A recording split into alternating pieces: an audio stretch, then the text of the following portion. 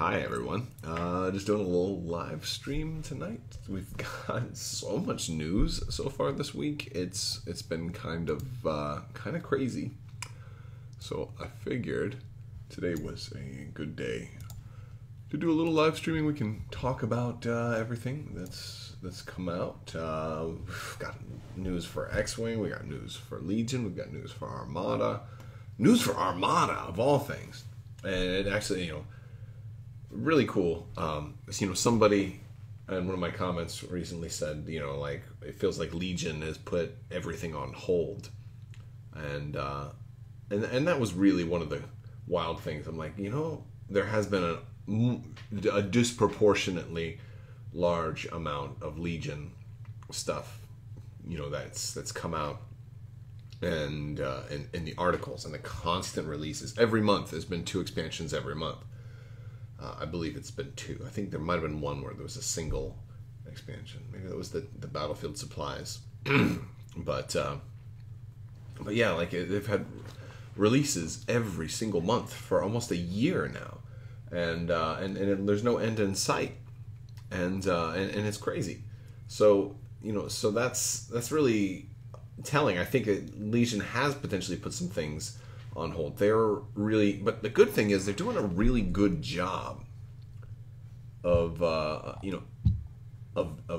kind of promoting that and keeping Legion going. Like I wish Armada had that much of a stream initially, not all the time, because at a certain point Legion's going to get overwhelmed. Like I'm at the point right now, like they can slow down. Well, this is my opinion. I think they can slow down on Legion. But let's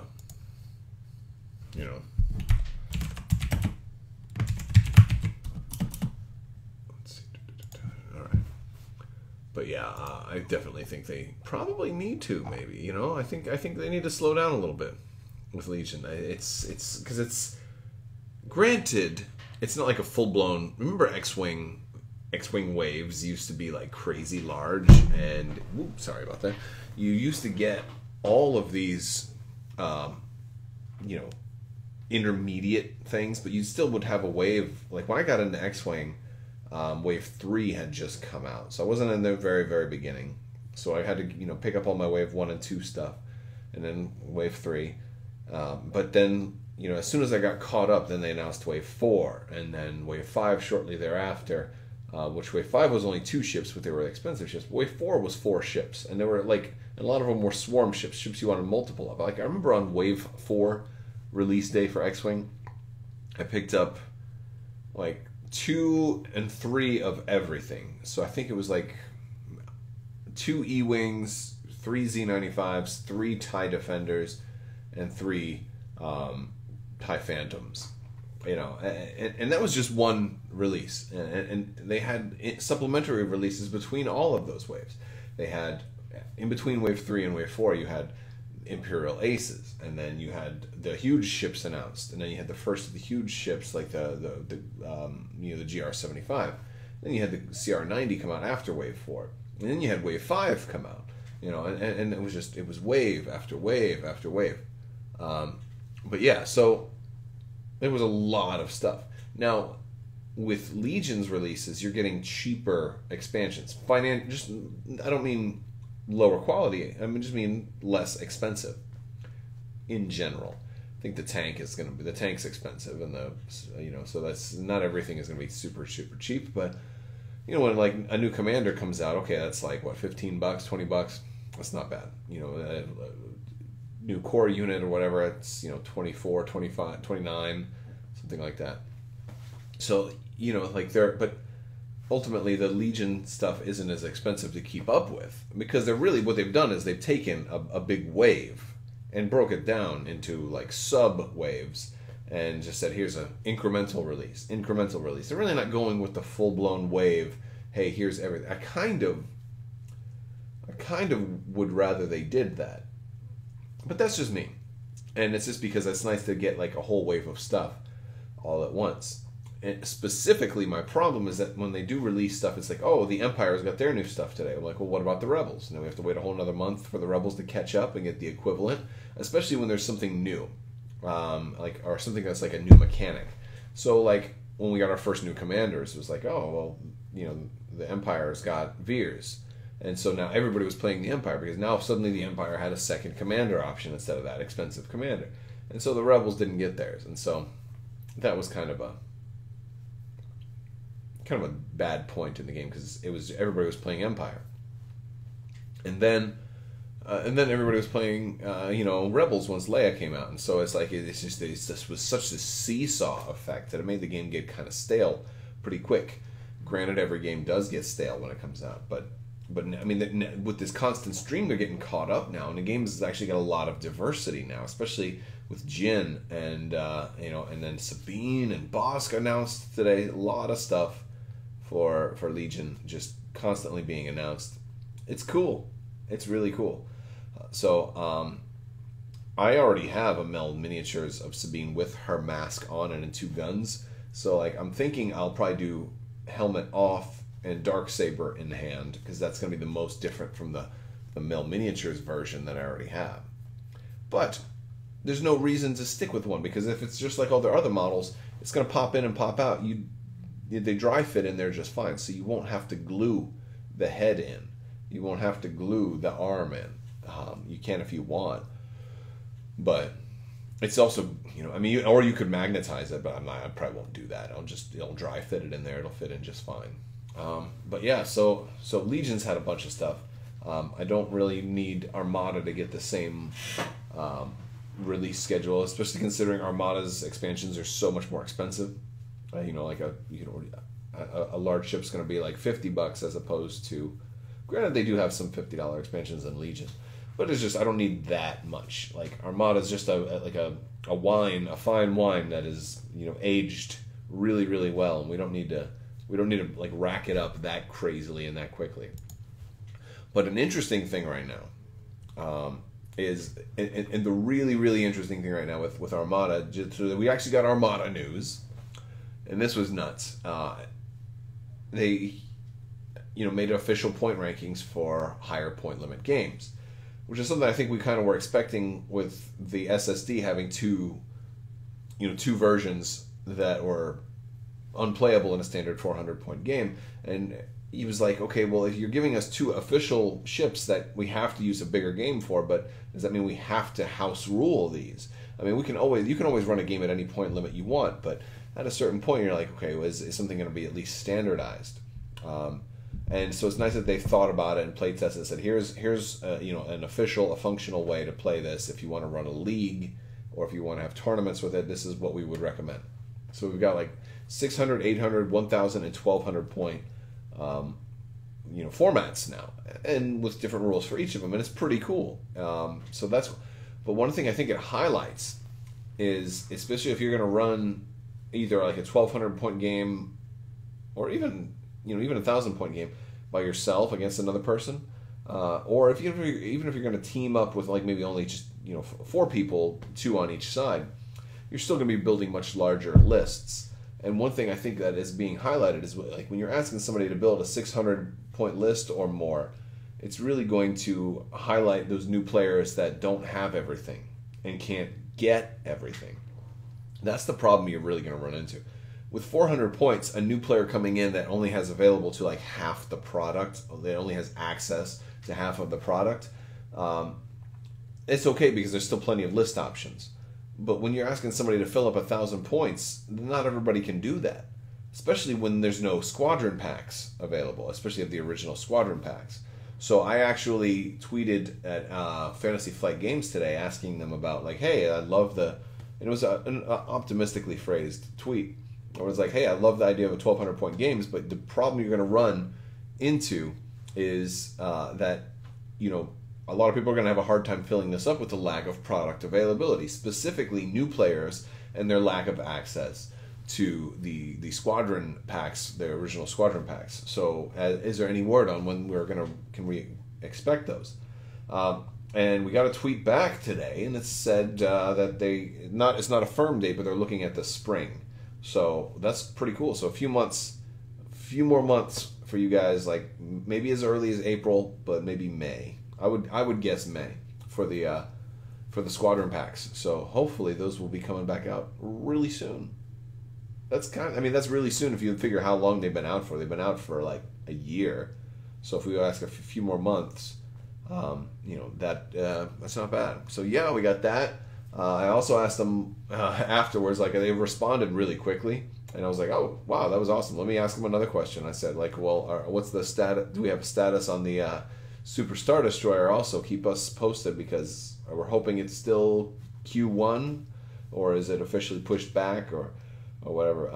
And they liked my tweet, but they didn't reply to it. So I guess that's something they're just not able to talk about just yet. I think we're gonna get some official SSD news here this month or next month. By March, we'll know. I mean, really, we should know already because it originally was said Q1. So if it's Q1, we need to have it in hand by March. So yeah, that's an interesting thing. I still haven't pre-ordered my SSD yet because like I still don't know if they're going to. I don't know if I'm able to get a review copy of it, and so if they're going to send me one, I'd hate to drop $200 on one. But on the other hand, I'm like, well, we don't even know when it's coming. And one cool thing is when you pre-order from FFG, you get like an email when it's getting ready, like when it gets off the boat and they get it in like the warehouse to where it can start going to distributors. You'll get an email saying, hey, you have a pre-order that is being prepared for shipment. And that's how, so it's really nice getting that email being like, oh, my stuff is probably going to ship in the next couple of weeks. So it's a nice confirmation. So I think I'm probably going to pre-order an SSD from Fantasy Flight just for that purpose. I think it's just, it would be nice just to know. But yeah, so there's that going on. And also there's a little part of me that's afraid they might sell out.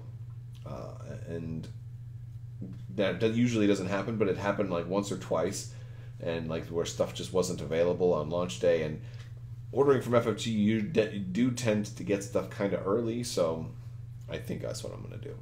Because it would be better to support a local retailer. And honestly, the retailers have it on sale. I'm not going to get any discount if I order it from FFG, and I'm going to have to pay shipping. So like $200 and something that big, shipping is going to be expensive. So it's going to be obscene to pre-order it from FFG. They should, for something that big, they should offer some kind of pre-order bonus. That would be cool. I don't care what it is, even if it's a freaking little bit of pixie dust on the outside of the box, would be something. One more thing before I jump into questions I would want to talk about is kind of a big deal. Well, it is for me anyway. The Star Wars show, they put out a thing today, and they were talking about, hey, they came back on. So I watch the Star Wars show every Wednesday, and they typically talk about everything related to Star Wars, and they I said, hey, by the way, 2019 is going to be a really good year for Star Wars. And, there's, let us know. And they always do this thing in like a lot of the end of their episodes. It's like, let us know what you are looking forward to in 2019 for Star Wars. What Star Wars release are you most looking forward to? And like they have covered Fantasy Flight games before. They've talked about those. But I think, the idea is they're expecting people to say, oh, The Mandalorian or Episode 9. But those are obvious, right? Or maybe Clone Wars coming back, the things that they want to hype. But one thing that I think we should do is we should start kind of flooding Twitter and stuff with like the Super Star Destroyer, or at least any of your tabletop games. Like if you're not interested in Armada, that's fine. But the hashtag is hashtag Star Wars 2019. And so I tweeted, if you follow me on Twitter, you've probably seen it already, at Crabbok on Twitter. I said I'm most excited for the Super Star Destroyer coming to Star Wars, hashtag Armada in 2019 from Fantasy Flight Games, hashtag Star Wars 2019 at the Star Wars show. And if we get enough people doing that, maybe they'll actually, because I put a picture of it up there as well, maybe they'll actually mention it during next week's Star Wars show. And they have a much bigger audience than any of us tabletop, YouTubers have. They hit millions and millions of people. So if that many people saw something cool like this giant Super Star Destroyer, it's going to get people to be like, hey, that looks cool. What is that? Plus it's just a good plug for our games and or for Armada in general. But you could put anything. If you're only interested in X-Wing, you could maybe put the Clone Wars expansions coming to X-Wing, or maybe put Sabine from Legion or something like that, or even Destiny if you're interested in that. There's been a lot of new stuff that's been announced just this past week, so there's a lot of stuff for you to So I would ask you, if you're interested, if you have a social media presence, consider using that hashtag, and do it this week. Do it like today or tomorrow, because I think they record next week's Star Wars show on like Monday. So do it soon. Don't wait. But yeah, so that's about that, and I think we can jump into some cues. We'll do a little bit of that. The Legion news was great. Yes, Sabine and Bosk for Legion today. I was not expecting Legion news because we just got a whole bunch of Legion news. That was a big surprise. But yes, Sabine looks really cool. Director Krennic or Grand Moff Tarkin. I don't know what the question is, because I don't know what. Yeah, I don't even know what that question is. But Tarkin's better than Krennic. All right. Let's see. Fallen Order thoughts. That's a good one. That's a really good question. So let's talk about Fallen Order. So there was some stuff that came out from Variety magazine, and they were talking about this new game, Fallen Order. Apparently, Disney's very happy with EA. I can't imagine, and they are, because they're always plugging Battlefront on the Star Wars show, and I just want to talk to somebody at Lucasfilm and be like, stop praising EA. It's terrible. They've had the license for 6 years now, and they've made one game. Now, yes, I've gotten into some Twitter arguments with people because they're like, no, Battlefront 1 and Battlefront 2. I'm like, dude, they're the same game. I know that technically they're different games, but it's effectively the same thing. It's still, they didn't really change much. From taking a step back, if you play the game every day, you're obviously going to know, well, yeah, they changed this because now there's this system to unlock this one. Okay, but that's like a patch or a DLC or an expansion. Battlefront 2 is effectively an expansion for Battlefront 1 that just makes the game a little better. But it's in some regards. I actually like the Hoth map on Battlefront 1 better than the one on Battlefront 2, but that's just me. But yeah, they're effectively the same game, the same type of game. Not much has changed, and they were made in such close proximity. The engine isn't even that different. It looks like it's like the same game. And I enjoyed it when it first came out. But when Battlefront 2 came out, I liked that Battlefront 2 had a story mode. That much was cool. I'm just so ready for more games. If you look at how many games Fantasy Flight has announced. Look at how many games Fantasy Flight has announced for Tabletop since they've had their license. And then look at EA, one. Fantasy Flight Games just keeps coming out with not just expansions and new content for their existing games, but all new games. X-Wing and Armada and Imperial Assault and Destiny and Legion and the Rebellion. And there was a Star Wars card game also, the Star Wars LCG. It's crazy. So yeah, I'm really excited about Fallen Order because it's another game. So that's great, and it's gonna be single player. So that's kind of exciting. As much as I do like the idea of multiplayer, I was playing Overwatch last night, and I'm realizing that I'm getting older, and my Twitch reflexes are slowing down. They're slowing down. That's probably one reason I do more tabletop now than video games. I'm just not as good at video games. Like, I have good days and bad days. And I have some days where I'm on point and I'm getting headshots and stuff. But that's just it's those days are fewer and farther between. So, like, a single player game is just probably going to be a lot easier. It'll give you more time to just take your time and enjoy the game. And I love the idea of that. And I think the world needs more of that. More, just more variety of games, especially with Star Wars games in general. Gosh, we could have, like, what I wouldn't give for, like, a Star Wars strategy game made with modern technology. But yeah, so, no, I'm really excited about what Fallen Order could bring, especially if it's anything like, kind of like a Skyrim sort of game. I think that would be amazing. Really, potentially amazing with the updated, really excited about that. But yeah, I'm hoping they do well. I hate the idea that Disney is like seems happy with EA. I'm like, after all that drama, I don't know how much money they're getting from EA. They must be getting a ridiculous amount of money. But it must just be, I don't know. Look, I try to stay positive, but that's one thing I'm just really disappointed about. Do you think Ezra might be in episode 9? No, not at all. Absolutely not. Absolutely not. I do not think Ezra has any chance at all of being in episode 9. You know why? I saw Mike Zero posted that Ezra was going to be in episode 9, so I'm like, there's no way.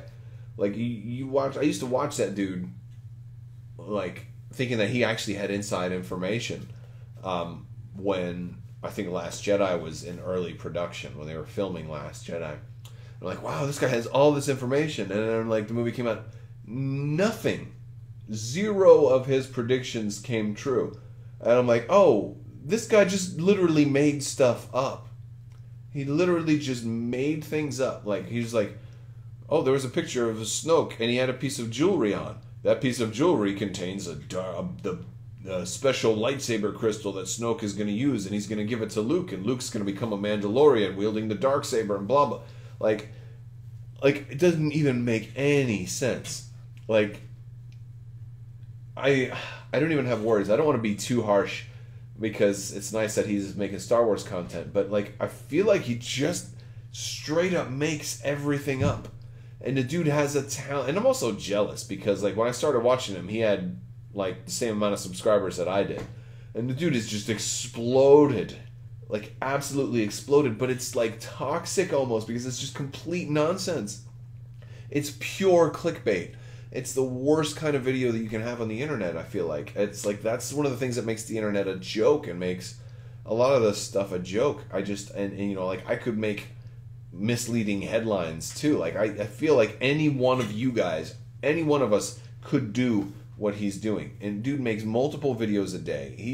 I'm guessing he does that full time because he's got enough viewers to be doing really well and enough views on his videos to be doing really, really well. And he just like, and he records like, they're like 3-minute videos of like, and like his formula is just like, I'm going to be like, say the exact same thing for the first minute and say the exact same thing for the second or for the final minute of every video. It's like, hi guys, welcome to the channel.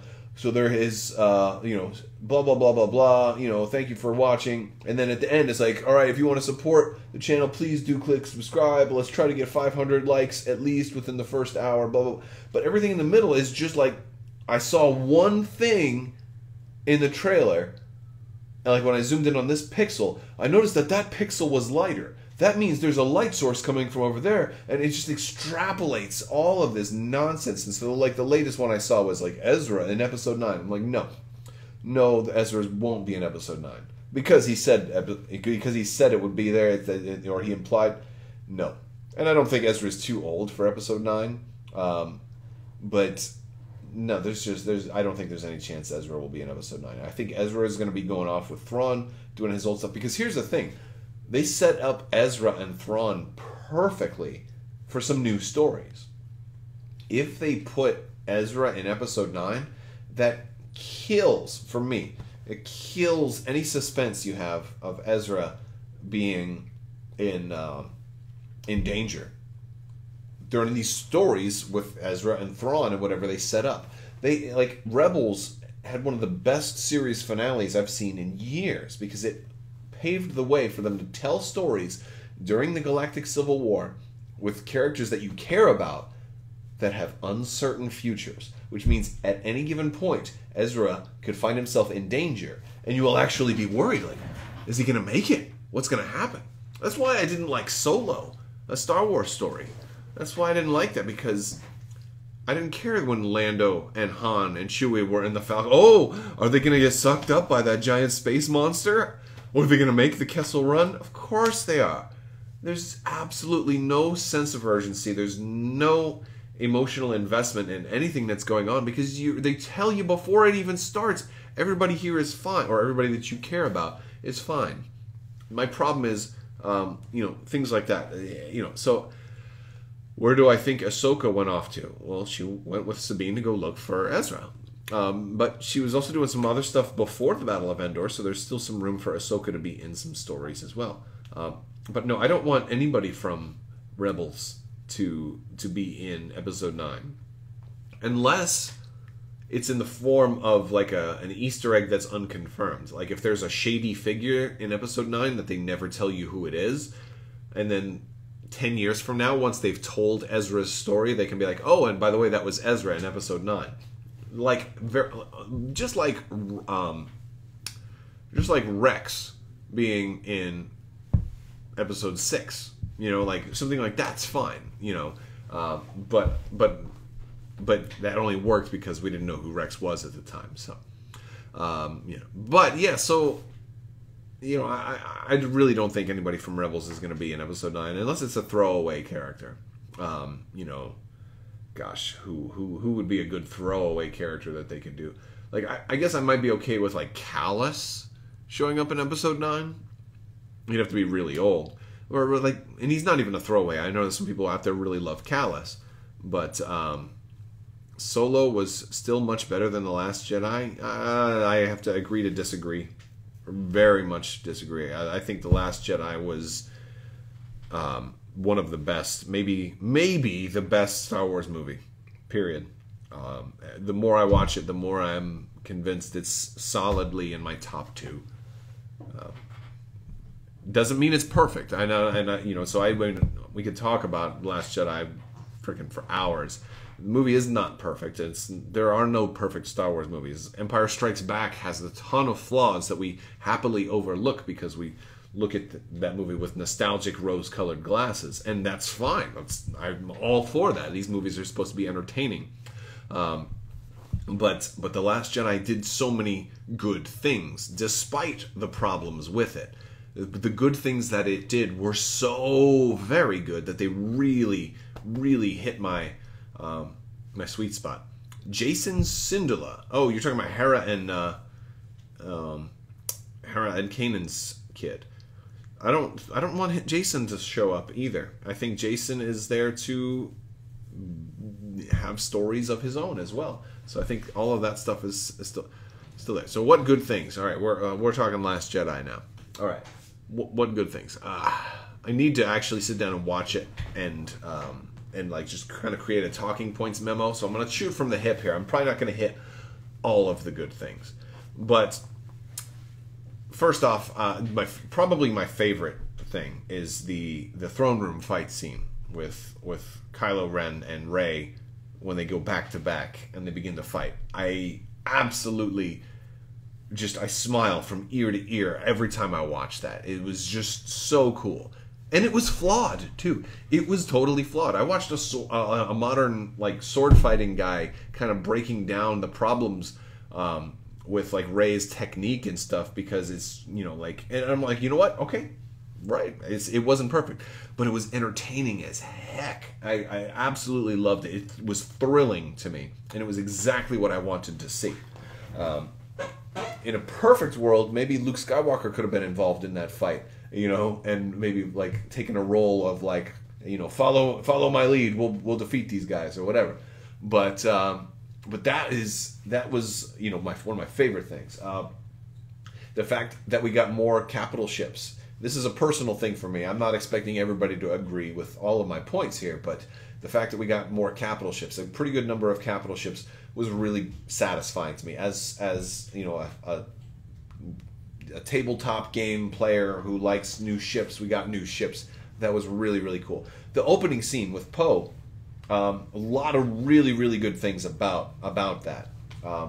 Still, I'm not saying it's perfect, but it was a really cool. We started off with a space battle.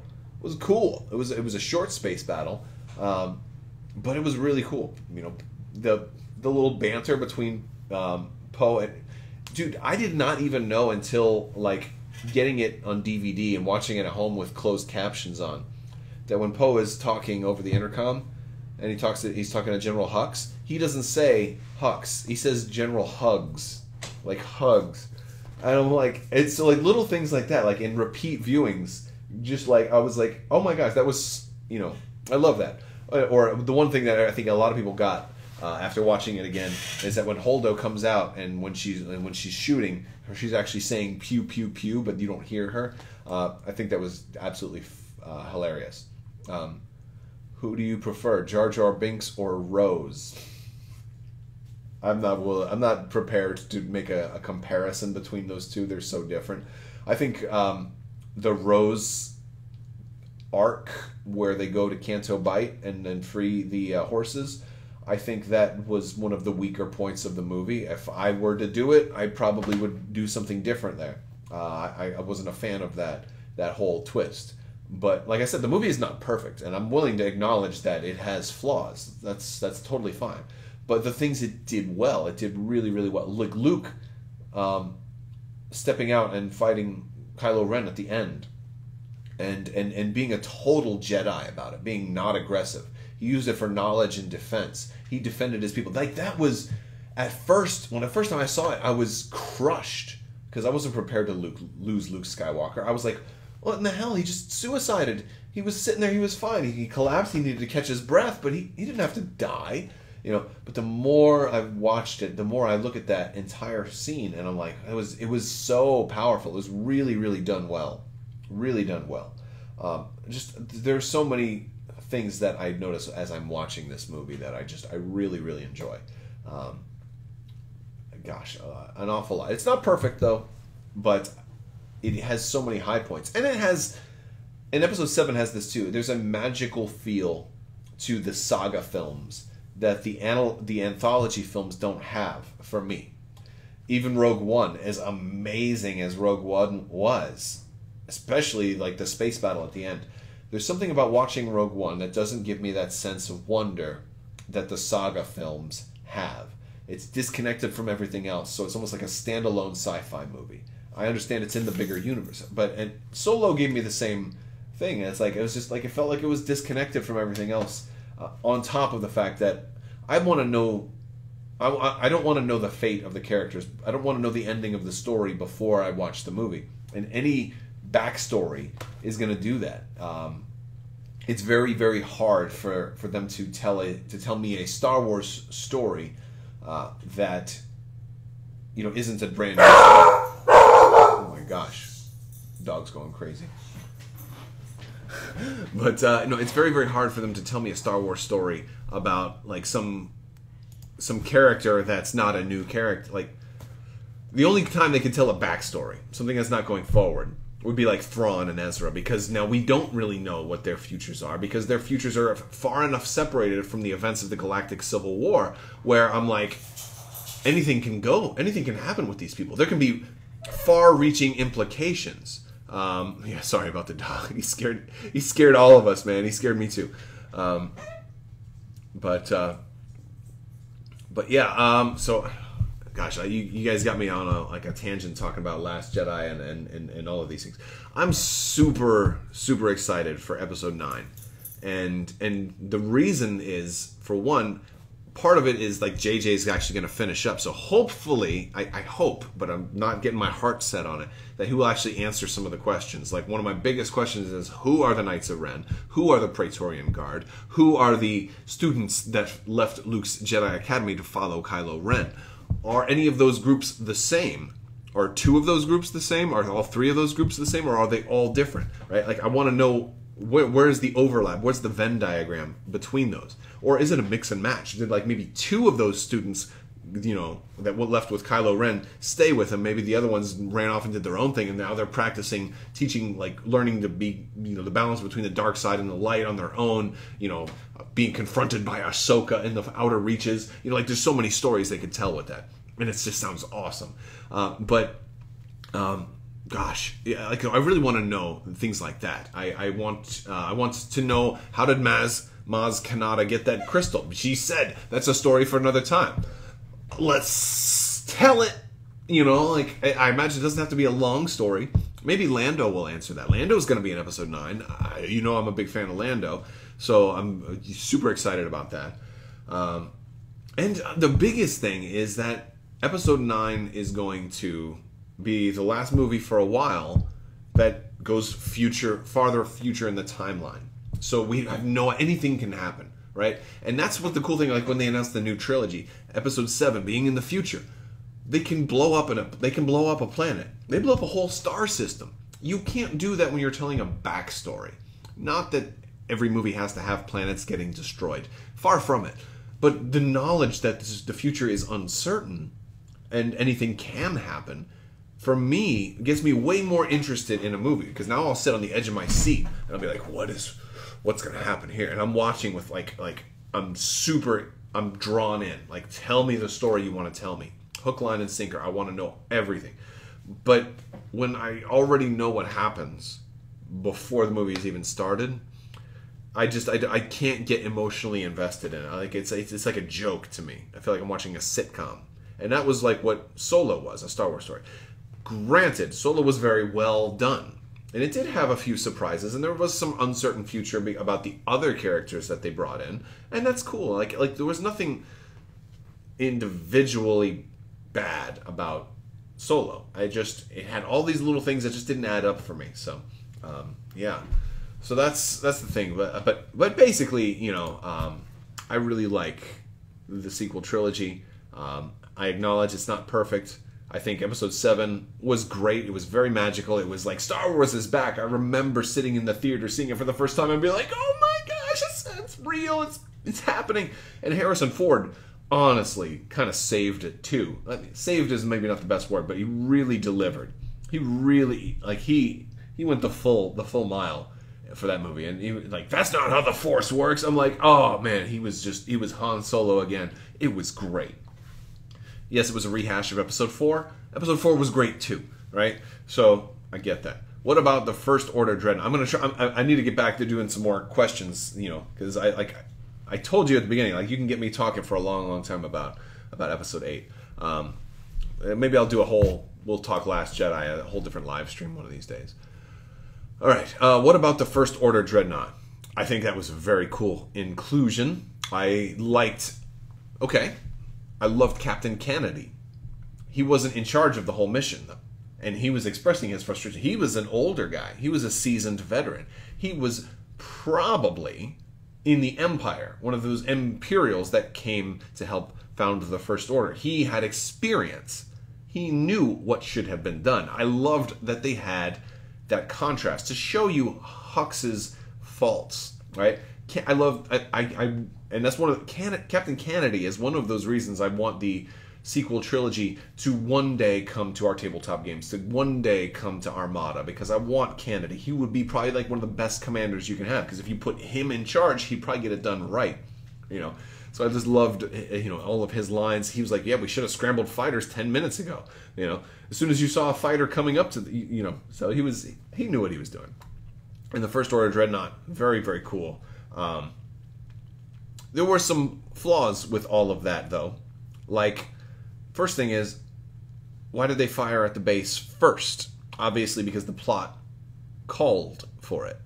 It would have made more sense to fire at the fleet first, and then once they have nowhere to go, then you can fire. You have all the time in the world to fire at the base. So they made some mistakes. I'll admit that was plot armor. You could probably, but the thing is, one of the times the books will just explain these things away. I'm sure there's a book somewhere that's like, the First Order didn't know if the rebels had a an ion cannon like they did back on Hoth. And so the first priority had to be to destroy the base before base-mounted defenses could, I'm sure there's going to be something like that kind of explains it away. And I don't care. I think we all need to, at least on some level, go into these movies and say, hey, the purpose of this movie is really just to entertain me, to be a family-friendly movie. Kids can watch it, adults can watch it together, and to just have a good time. And let's not try to overthink it. Okay, it's in a different galaxy. There's different physics in that galaxy. Let's just, not everything has to make 100% logical, astrophysical sense. However, it's nicer when they do. It is nicer when they do, especially when we want to go back and nitpick all over things like, how is there gravity in space? How did those bombs fall out and hit the Dreadnought? You know what? Those bombs were magnetic, Pablo Hidalgo said. And that's an instance of us trying to explain away things that really probably don't need to be explained. The truth of the matter is it was meant to mimic like a World War II bomber and World War II scenes and iconography and stuff. And so the scene of all those bombs falling out was meant to evoke something that we've all seen before. That was really why the bombs fell. But we can explain it away by saying they were A, magnetic, B, the Dreadnought was large enough to have a gravitational pull of its own, or C, the one I happen to like, is that they weren't just dropped, they were actually launched out. Launched, albeit maybe slowly, the thing could have just given a gentle little push. Plus the ship itself has gravity in it, so they would have fallen with the ship's gravity, and once they passed that threshold, why would they stop? Nothing would stop them. The laws of inertia would state that when something's moving, if it's not met with any other force, it's going to continue its relative motion until some other force impacts it. And there was no other force to stop those bombs. So as soon as the gravity of that field that's in the ship, so we could get into all of this stuff. I've been listening to physics books while I paint. I've got some of my Legion stuff out here I was painting, and I decided to do a live stream while I let some of the washes dry. But anyway, I'm being a total geek here.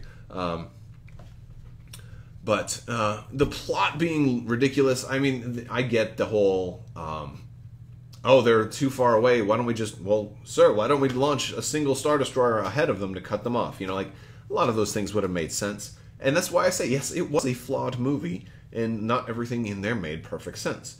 I think there was things that in Empire Strikes Back that never made sense to me. Like, why did Ozzel came out of hyperspace too close to the system? Well, if we would come out any farther, you would have still had to go close to the system. So, like, that part never made sense to me. Like, wait, he's as clumsy as he is stupid. Like, that never made sense. But then in books and things, we've explained it away. Like, they would have launched some covert stuff or whatever. I don't know. There's things in even the best movies that didn't make sense, at least to me. There was TIE bombers in Empire Strikes Back that were dropping bombs, and those also went down, So, would you like the First Order Dreadnought in Armada? Yes, but not for a long time. I've said this I think in every one of my live streams, somebody asks me about, like, when are we going to get that type of stuff in Armada, and the thing is, Episode 9 is probably going to have a big space battle. You're probably going to get a lot more ships flushed out. I don't want them to do anything from the sequel trilogy in Armada until we know everything that's going to be available, or at least most of what's going to be available. So it means I want to get a couple of seasons of Resistance under our belt, and I want to see Episode 9 and any post-Episode 9 stuff. I want us to know everything that's available so we can balance it all, right? Because right now they would just be doing like that First Order, the Finalizer, Resurgent class Star Destroyer. And what if that's not meant to be the most powerful unit? Or since it's the first unit they do, what if they make that like the Victory Star Destroyer, and then they're like, the next thing has to be more powerful, and then the balance, it helps you balance things if you know the relative power levels of everything, and you know everything that's going to be available, and it's all, canon, and so you can be like, okay, so the First Order has because there's something cool. There's something cool. Gosh, it was from the trailer from this coming Resistance. I probably need to do a video about it. But like, there's this plan, they get this map of where all the First Order's fleets are, and they have like 32 fleets. And Kaz is like, that's impossible, it couldn't be. The entire Republic Navy doesn't even have that many fleets, and maybe it's not, but I think that's what it is. And so if the First Order has that many ships, they've got to have some variety out there. And the thing is, if that's true, if they do have 32 fleets out there during the course of Resistance, trying to like, and from I guess some of the novelizations, whatever, they talk about how the First Order kind of did this blitzkrieg and moved in and kind of seized the entire system, the entire galaxy, or the major parts of the galaxy all at once. And that's why nobody came to help them in The Last Jedi. That seems reasonable if they have that many ships. I want to see all of their ships. I want to see all the different classes of ships they have. I'm hoping Episode 9 gives us like 12 different classes of First Order ships. Once they do that, then I say, if it was up to me, if I was king for a day, then I say, all right, let's go ahead and begin creating Armada with First Order, and Resistance factions. But in the meantime, let's do Clone Wars. Let's do Clone Wars first, and then post Episode 9, and in 2020 we can start working on the First Order factions. That's my take on it. Who would win, the Empire or the First Order? Well, the First Order, if they've got 32 fleets, because this is new information that apparently just came out today, then I would say the First Order. However, the Empire had Palpatine at the helm. And Palpatine was incredibly, like, he had the whole contingency plan. Like, he helped create, he was actually trying to wipe out everybody in the galaxy, like, with his destruction. And it took somebody like Sloane to walk in and, like, stop the whole thing. So, no, the Empire is good, but one of the problems is they were trying to do too much. Seems like the First Order may be trying to do the same thing. If the First Order is also... that's such a deep question, I can't say. A big part of me wants to say, based on everything I knew before today, that the Empire would win because they had the size. The First Order was still kind of in its earlier foundation. They weren't strong enough to attack the Republic, so they had to use that Starkiller base, something like that. But they may have a lot more ships and stuff than we know of. And they each had, the Empire and the First Order seem to have each had about 30 years to build up. So, as much as I want to give it to the Empire, I think the First Order's got a slight edge. Hey, if you look at X-Wing, their TIE fighters have +1 shield over the TIE fighters of the of the Empire. So, there you go. I would you like to see Sloane in Episode 9? Yes, I would love to see Sloane in Episode 9. I would love to see Sloane on screen at all, whether or not it's Episode 9. And she is part of the First Order. That is canon. That's mentioned multiple times. It's implied that through the Aftermath books that she goes there. I mean, you assume that she stays on board with them, and then it's mentioned in the Phasma book that Sloane is still at the time of Phasma, so much later. So Sloane not only becomes a founding member of the First Order, but she retains a senior position for at least 20 years. So she'll be old. She'll be an older lady. And you don't see a whole lot of old women in Star Wars. So I guess you did in The Last Jedi. You saw 2. No, 3. There was also that kind of generic lieutenant. I don't remember her name, but she was a little older. But Sloane would be real old. Sloane would probably be like... Sloane would be older than Leia. Or maybe about the same age. But no, she was yeah, she'd be comparable to like Luke and Leia's age. Maybe arguably a little bit older. But have I read the Star Wars Aftermath books? Yes. Not the best books out there, but they were good for a couple of things because they were good at canonization. They were good for clarifying things, especially at the time that they came out. Disney had gotten rid of Legends, and so we didn't know what was going to be canon, what wasn't going to be canon anymore. They canonized the Eclipse, so we know that the Eclipse is an actual Super Star Destroyer, and that the First Order has it. And so that's really cool. They canonized Screed. Screed is an actual canon, admiral now. So that's, it's a lot of little things like that.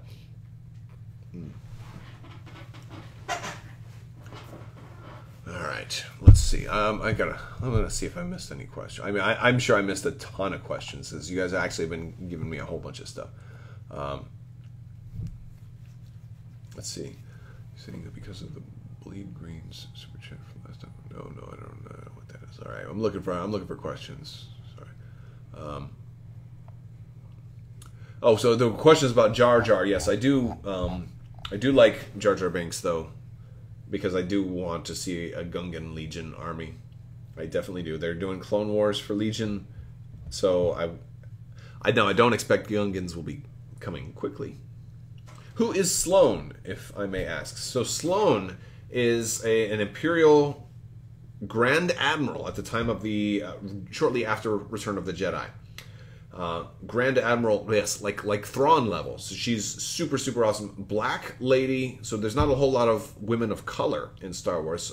There's like 2 big women of color in the books. You have Ciena Ree from Lost Stars, amazing book, and then you have Rae Sloane from multiple books. And what's cool about Rae Sloane is that she spans multiple books and multiple time frames. She's effectively, and she's a good person too. She's straight up no nonsense ass kicker.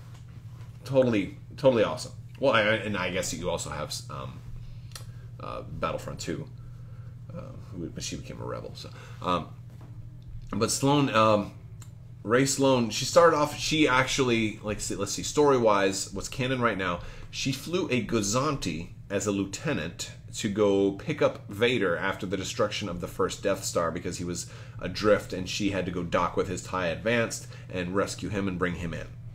And then he quickly dismissed her to the back and said he would take over driving, and then she got there and just kind of sat in silence for the rest of that trip. But she got to know Vader a little bit, and she rose through the ranks. I think she had the Ravage. No, not the Ravage. She did have the Ravager, Super Star Destroyer. She was given the command of an Imperial Star Destroyer eventually during the Battle of Endor. I believe she was an ISD captain, and post Empire Strikes Back, she was one of the main, one of the council, the people trying to put the Empire back together. She was a Grand Admiral, had the whole white uniform and everything, at a time when a couple of people each laid a claim for the Empire. She was backed by a guy named Gallius Rax, who was a behind-the-scenes person that Palpatine had basically given this guy Gallius Rax a whole bunch of access and said, "Hey, dude, if I ever die, your job is to kill everyone in the galaxy, move to another galaxy, and rebuild the Empire, a whole new Empire." And that's kind of how the First Order got started, is half of that plan, minus the whole kill everybody in the galaxy, because Sloane stopped that. But Sloane is the type of person who will sit there and talk to the stormtroopers and no, don't brutalize those people. Just make sure you check their identification and then leave them in peace. Our job is peacekeepers, not brutalizers. So she's a good Imperial, but she's committed to the Empire. And what's cool about her character, she kind of helps you see the Empire through a different set of eyes, through that person who's no, the Empire does good also, and it humanizes your enemy, because she's not really a villain, and she actually gets framed by Gallius Rax, and then suddenly she's hated by both sides during the Aftermath books, and then she ends up killing Gallius Rax, who was trying to follow the Emperor's last command and blow up the whole universe or the whole galaxy. And then she takes his shuttle and then goes and rejoins what is going to become the First Order. The Vigilance is Sloane's ISD. Thank you. Yeah. But so Sloane she's just great. She's a strong character. She's a likable character, and she's written well even in books that are not good. She was going after Canon during this one book, the first book that introduces Canon and Hera. It's before Rebels. It's meant to be a prequel to Rebels, where Canon meets Hera for the first time. Sloane is just a commander. She ends up taking temporary command of a Star Destroyer, and does, and she's something's going on here, because this bad dude is trying to do some shady stuff, and she's I need to further my career, because she's not a saint, but she's but I don't really think that this dude is good. So she ends up turning him into the authorities too at the same time, but she wants to go after Kanan, and Kanan's trying to sweet talk her, and it's cool. A New Dawn, yes, thank you. So many books. I've read a lot of them. The only books I really skimped on, there's a couple of books I skimped on that I just didn't. Most of them are the really young, the books that are dedicated for kids and for teenagers. And then Some of the ones around Last Jedi, like Cobalt Squadron and Canto Bight, I didn't read those because I figured some of the other books they make, like when a movie's going to come out, like before Episode 9 comes out, I promise you're going to see like at least 1 or 2 books that are like the journey to Episode 9, and it's going to be like dumb, like let's say for example there's like 2 Gamorrean guards they show in the trailer for Episode 9. They may be not important characters, but there'll be a book about the story of these 2 Gamorrean guards, so you'll understand when you see them in Episode 9. And they'll be in Episode 9 for like literally 15 seconds. They will have nothing to do with anything, and you will have just read a book and wasted your time. That's what like some of these books do. Like Last Shot was this last one I read for Solo, a Star Wars story. Complete waste of a book. Garbage book. Catalyst for Rogue One. Less of a garbage book because there was some interesting things because it dealt a little bit more with schematics and technology, and so there were some ships that were mentioned in the background. So like I kind of give it some redeeming quality for that, but it was garbage throwaway book that was there just to make you understand that Galen Erso used to be friends with director Krennic before, you know, but like it doesn't matter. You don't need to know any of that. Tales of the Cantina. Old school, man. Great stuff in there. Did I skip Lost Stars? Absolutely not. That's one of the finest books. Definitely one of the best Star Wars books. Maybe one of the best books I have read. At least one of the best standalone books. Amazing, amazing book. Definitely read that. Vader versus Kylo. Vader all the way. Vader all the way. Thoughts on the new the Zahn Thrawn trilogy? Well, let's talk about the old one first. The old one, Heir to the Empire trilogy. Masterful. I started reading it when I was a teenager and didn't like to read very much. So I did it on Audible as an adult. Was blown away. Mark Thompson reading the audiobook, by the way. Check out Audible. I don't have a deal with them. I don't get any points if you go check them out. That's why I don't have any Audible links. But Audible's a cool utility. If you like to paint, also, I just put on Audible and I paint. But Mark Thompson's a phenomenally good narrator. So, yes, the Thrawn trilogy was great. Really well done. And especially at a time, like I read it listened to it way after the fact. But I still wanted to, do it anyway because it's great. It was really enjoyable. It wasn't perfect either, though. Like Jorah Sabaoth was a little bit crazy. There was the Luke Skywalker was a little silly. There was some silliness in there, but overall it was really good. Now the new Thrawn trilogy. Thrawn, the first one, absolutely loved it. It's my #1 Star Wars book. It did a good job of, because it's all canon, it did a good job of introducing the new Thrawn, even though you kind of were already introduced to him in Rebels. But this was his story. This was his backstory, how he came to be in the Empire. It had some cool twists, and didn't need to have those twists. And what was so great about it is, here was a book. Lost Stars is very similar. Both of them are like neck and neck, almost tied for my favorite book. It doesn't matter what happens in these books because they're written so well. It's not about it's not about like, oh, what are they going to canonize? What are they going to make happen? I didn't care what happened. I cared what was on each page because each page was written so well. It was a genuine pleasure to read.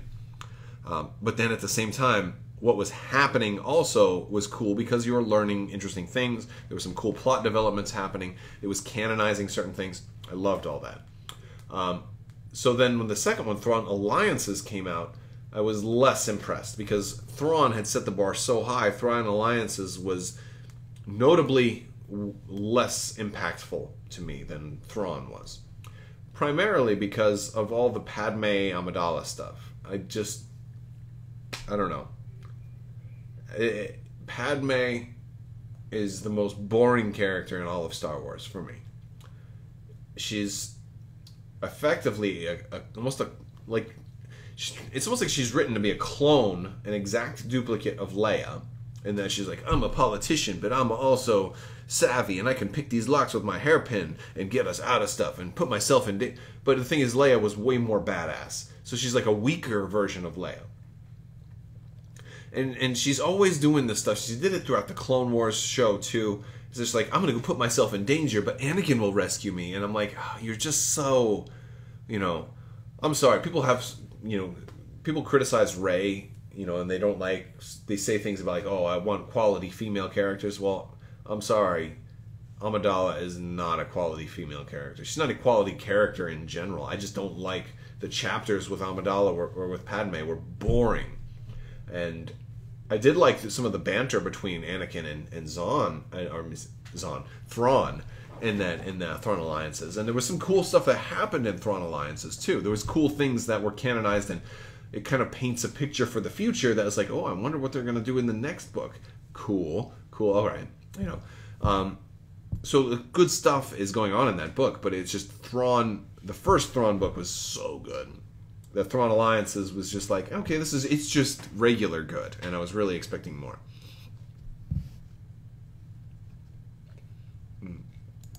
All right. Every video and your recommendations are now toy channels, since you've been doing reviews on Star Wars toys. I have done a couple. I just kind of wanted to see how they would work out. They haven't gotten very many views, so I don't think I'm going to do too many more Black Series figure reviews. But if I do any more toy reviews, I'll try to focus them on new toys. Like if I'm able to get some of the movie Ninja Turtles, which apparently are like sold out everywhere, and if you didn't pre-order them, you can't get them, and it's a discontinued line. So I might try and get some of those. Or a toy fair is coming up. I mean, I don't know, but yeah, I'm not really doing a whole lot of action figure reviews. Padme was hotter, yes. Objectively, I can see an argument for either way, but Natalie Portman is straight up a goddess. She's gorgeous. All right, who's my favorite character in Star Wars?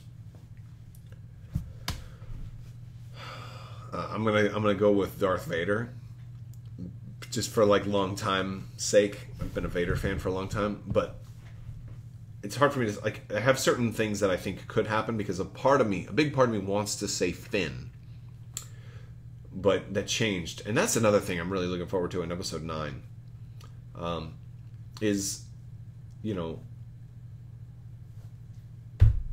Episode 7, especially leading up to Episode 7. I was like, oh, Finn's the new Jedi. He's using his lightsaber in the trailer. He's going to fight Kylo Ren.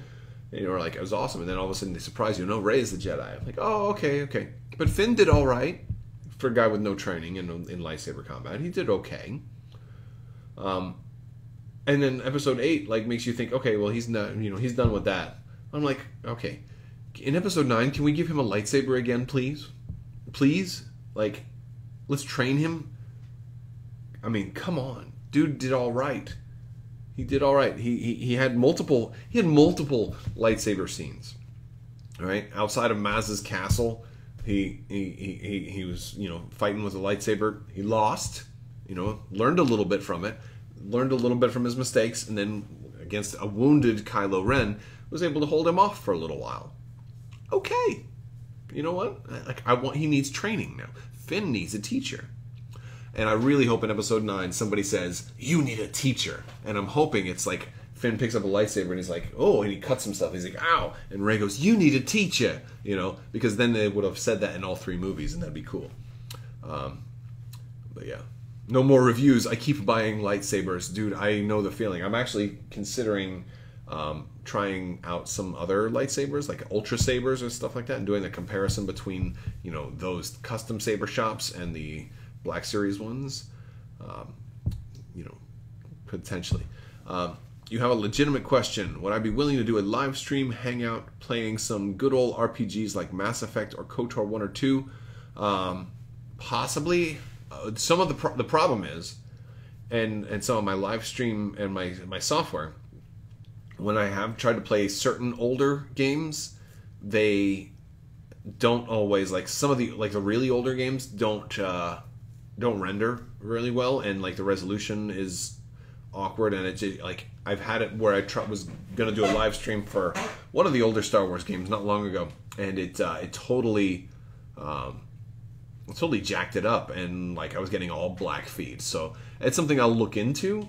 and I'd be willing to, but I don't. Like I said, I don't play as many video games anymore, and especially like a KOTOR, that could take weeks. So that'd be a really long live stream. I think I'm only restricted at like 12 hours. But yeah, obviously it would be multiple sessions, right? Yes. All right. Let's see. I think I'm gonna wrap it up here shortly, guys. It's kind of winding down, but I probably missed a lot of your questions, so I apologize for that, because some of these were really loaded questions. You got me talking an awful lot.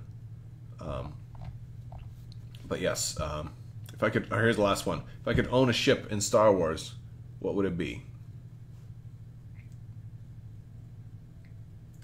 It's a cop-out, but I'm going to say Millennium Falcon.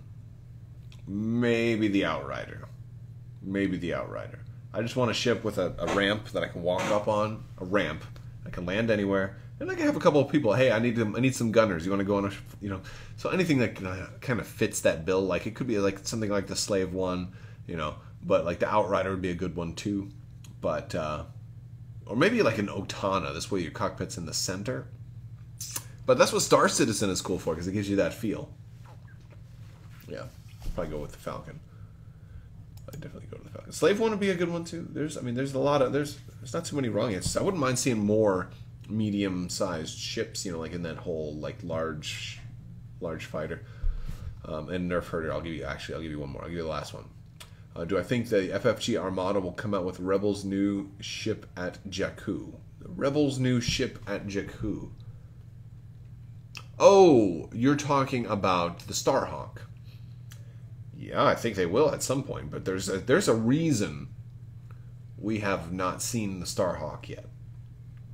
I don't know what that reason is, but a ship that was that important, that does not even have concept art yet, I believe it's being held for something specific.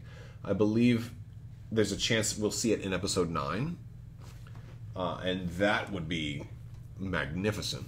If not episode 9, then maybe we'll see it in The Mandalorian, and maybe they want to save it for something like that. If The Mandalorian is going to take place not long after Return of the Jedi, then that would be an optimal time for them to show off a Starhawk. So they're waiting for something to canonize what the Starhawk looks like specifically. All we know is that it roughly has a hatchet shape to its head, so it's going to be a little bit like a Nebulon. No, yeah, I've looked at the Wikipedia article on the Starhawk. Those are well, I mean, I'll pull it up right now to make sure I'm not a liar for you. But Starhawk. Those are. I'm pretty sure that those are fan-made images, where people trying to come up with what they think it would look like. Well, there's no image on the Wikipedia page at all. Hold on. Starhawk class battleship. No. Mark 1 Starhawk. Yeah. Nadiri. Nope. No images at all on Wikipedia for that one. The Resistance has a fleet of them in the outer... Well, they should. They should have them. But they're older ships. These are... The Starhawk is... if it was used at the Battle of Jakku, the Rebellion kind of should have it, right? Like, well, maybe that's really the question. Who should get the Starhawk? Because technically they were the New Republic when they made the Starhawk. Oh, yeah. I thought you were looking for images. I apologize. I misunderstood. But yeah, I think you could make an argument for the Resistance getting those, since the New Republic had them. Yeah, and so I could see them being in that faction and not in the Rebellion. There's plenty of enough ships for the Rebellion to get, like maybe the Assault Frigate Mark 1, like is an 8R Talons card, But yes, E-Wing is in Rebels and X-Wing. Yes, it is. Yes, it is. All right, guys. Well, I'm going to go ahead and sign off. I want to thank you all for hanging out with me. Thank you all for chatting it up today, and I will see you guys tomorrow. All right. Have a great day. See ya.